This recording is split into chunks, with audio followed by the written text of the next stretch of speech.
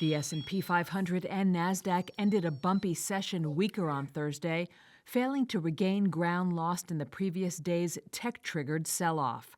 The Dow added 0.2%, the S&P lost 0.5%, and the Nasdaq fell more than 0.9%.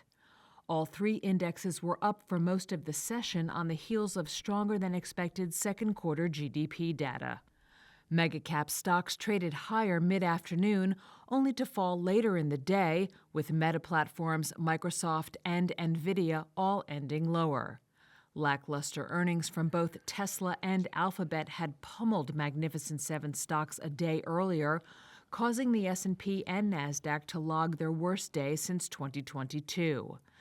Alphabet shares dipped again on Thursday, falling 3% to the stock's lowest close since May 6th. But Tesla rebounded 2%. Four more megacap tech companies report earnings next week. But while Brad Bernstein, managing director at UBS Private Wealth Management, called their results critical, it's the rest of the market he's excited about. So we actually think the big story in earnings season this month will be the fact that for the first time in 2 years, we're going to have earnings growth in the non-Magnificent Seven of the S&P 500. So the 493 other stocks that have had no earnings growth as collectively over the last several years are finally going to have earnings growth. And we think that bodes very well for the rally to continue because earnings are now growing from other areas within the market. Among earnings-driven moves, IBM shares jumped more than 4% after the tech company beat estimates for second-quarter revenue and raised the annual growth forecast for its software business.